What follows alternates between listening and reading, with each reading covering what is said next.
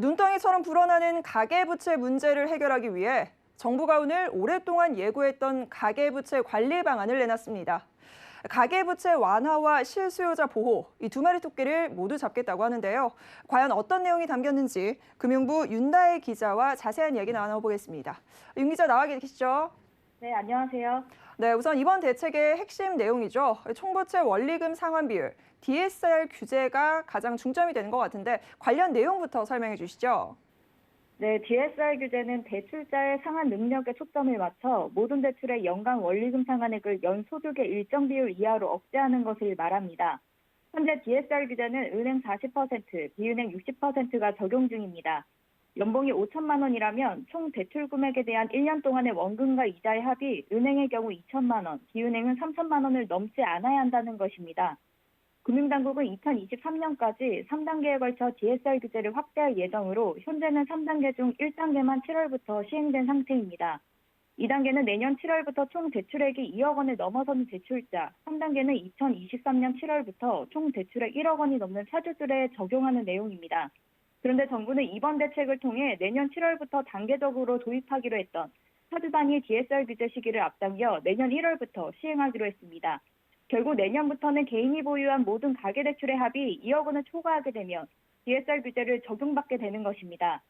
예를 들어 올해 신용대출 등 1억 8천만 원을 받은 사람이 있다면 내년에 2천만 원 넘는 대출을 받을 경우 총 대출의 2억 원을 초과해 DSR 규제 적용 대상이 됩니다. 네, 기존에 대출을 받았던 분들은 나도 영향이 있을까 이런 부분 궁금해하고 계십니다. 이미 받은 대출도 영향이 있나요? 네, 기존 대출은 신규 대출이 아니기 때문에 새 DSR 규제가 적용되지 않습니다. 기존 대출의 만기를 연장하거나 다른 대출로 갈아타는 경우에도 DSR 규제 대상에서 제외됩니다. 단 추가 대출을 신청할 때 DSR이 이미 40%를 초과한 상태거나 추가 대출로 DSR이 40%를 넘어서면 대출을 더 받기가 불가능해집니다. 이미 주택 구입 등을 목적으로 큰돈을 빌린 사람들은 생활비 등 추가 대출을 받기 어려워집니다. 신용대출과 관련한 DSR 계산법도 바뀝니다. 지금은 신용대출 만기를 7년으로 가정해 DSR을 계산하는데 금융당국은 이를 내년부터 5년으로 줄이기로 했습니다. 이렇게 되면 한 해에 갚아야 하는 금액이 커지기 때문에 실제 대출을 받을 수 있는 금액은 줄어들게 됩니다.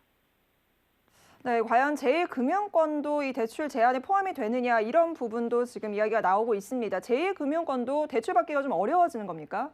네, 맞습니다. 이번 대책에는 이 금융권에 대한 대출 규제 제한도 포함됐습니다. 이 금융권의 DSR 기준을 기존 60%에서 50%로 강화해 이 금융권으로 대출이 몰리는 풍선 효과를 사전에 차단하겠다는 계획입니다.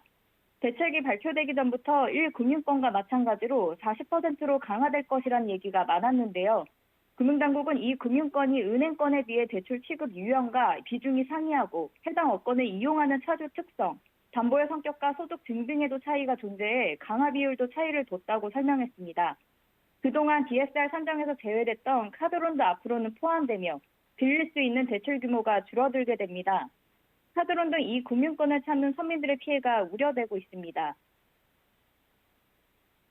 대출을 일단 잡기는 잡겠다라는 포부가 상당히 많이 잡혀 있는데 과연 실수요자를 보호할 수 있느냐 이 부분이 관건입니다.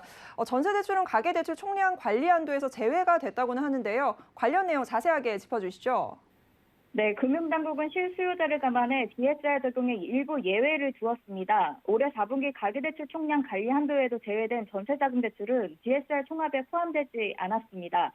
정책대출, 소액대출 등도 전세대출과 함께 DSR 산정 대상에서 제외되고 햇살론 등 서민금융 상품도 예외입니다. 다만 올해 4분기의 대출 총량 규제에서 제외하기로 했던 전세대출은 내년도 총량 관리엔 다시 들어갑니다. 금융당국은 내년도 가계부채 증가의 목표치를 올해 말 대비 4에서 5%대로 정했는데요. 여기에 전세대출이 포함돼 계산됩니다.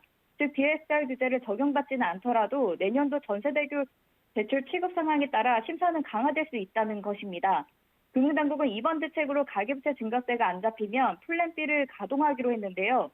전세대출의 경우 검토 가능한 대책으로는 취급 후 추가 대출 시 DSR에 전세대출 원금을 적용하는 내용입니다.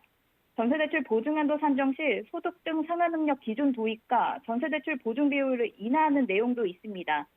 전세대출 상황에 따라 DS 적용을 할 수 있다는 것인데요. 이에 대해 고승범 금융위원장은 전세대출의 DSR 규제 포함 등 플랜 B는 검토 가능한 대책을 열거한 것으로 추후 한꺼번에 도입하는 것이 아니라 필요하다면 하나씩 도입할 것이라며 현재 단계에서 DSR 규제에 전세대출을 포함하는 것은 고려하지 않고 있다고 설명했습니다.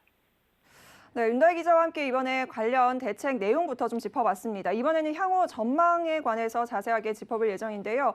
한동안 실수요자 입장에서는 그야말로 대출 한파를 피할 수가 없을 것으로 보입니다. 이번에는 이상호 한국경제연구원 경제정책팀장과 함께 향후 전망 짚어보겠습니다. 팀장님 안녕하십니까? 예, 안녕하십니까. 이상호입니다. 네, 금융당국이 가계부채 추가 대책에다 플랜 B까지 세워놓은 상황입니다. 올해 한 2달 정도 남겨놓고 발표된 상황이라서 과연 시장에 어떤 영향을 미칠 것인가 이 부분을 놓고 설왕설래하고 있는데요. 영향이 좀 미미할 것인지 아니면 눈덩이같이 불어난 이 가계부채를 좀 잡을 수 있을지 어떻게 보십니까? 예, 올해는 한 2달밖에 안 남았기 때문에 네. 그 가계대출이 지난 10년간 평균치 한 7%대 증가율이 예상됩니다. 근데 하지만 문제는 내년입니다. 이 내년부터는 기존에 금융기관별로 적용하던 DSR 규제를 이 총 대출액이 2억 원이 넘을 경우에는 차주에게 직접 적용합니다.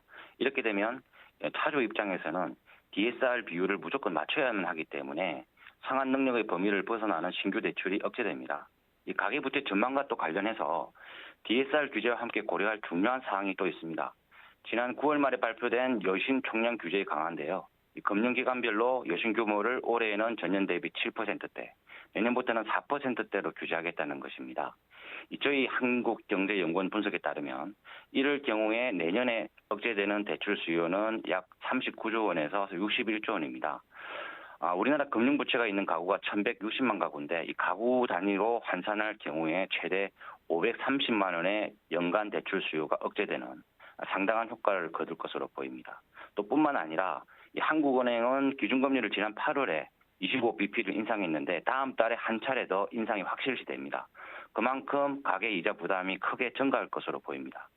결론적으로 말씀드리면 올해는 총량 규제만 적용되기 때문에 효과가 조금 제한적이겠지만 내년부터는 강화된 DSR 규제와 금리 인상 효과도 함께 나타나기 때문에 이 대출 증가폭이 아무래도 크게 둔화될 것으로 예상됩니다.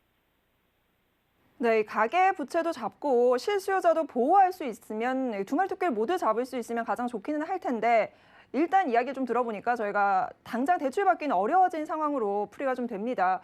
이번 대책으로 실수요자들에게 피해가 가지 않을까 우려가 좀 나오는데요. 이 부분 어떻게 보십니까?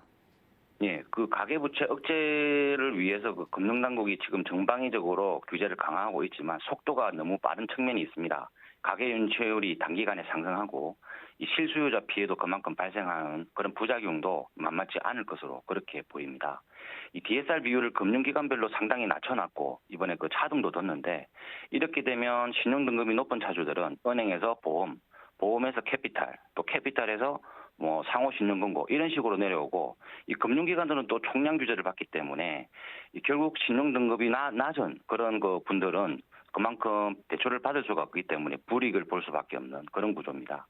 이 저소득층은 신용등급이 낮아서 캐피탈, 상호신용금고 이러한 금융기관에 대한 의존도가 높습니다. 그래서 이분들의 생계가 자칫 어려워질까 봐 그렇게 우려됩니다. 우리나라 가계소득 구조를 5분위로 나눠봤을 때 이 최저소득층인 가계소득 1분위의 경우 60%가 적자 가구입니다. 그리고 2분위는 30%가 적자 가구입니다. 이 생존을 위한 대출을 할 수밖에 없는 그런 구조라는 것이죠. 이 경우에 따라서는 또 전세자금 대출도 이 금융당국에서 이 지금 가계대출 추이를 보면서 언제든지 추가 억제를 할 수 있다는 부분도 지금 여지를 남겨뒀는데요. 이 정액 시에 DSR을 적용하고 또 주택보험공사 등 이 보증기관들의 보증비율 인하 등을 시행할 수 있기 때문에 이 보증비율이 낮아지면 은행으로서는 그 위험 회피를 위해서 이 차주들에게 금리를 인상하거나 한도를 줄이는 부작용이 나타날 수 있습니다. 이 실수요자에게 그만큼 피해가 발생할 수 있다는 것이죠. 네, 가계부채 완화와 실수요자 보호까지 과연 이번 대책으로 두 마리 토끼를 모두 잡을 수 있을지 저희가 지켜보도록 하겠습니다. 팀장님과 자세한 이야기 나눠봤습니다. 오늘 말씀 고맙습니다. 감사합니다.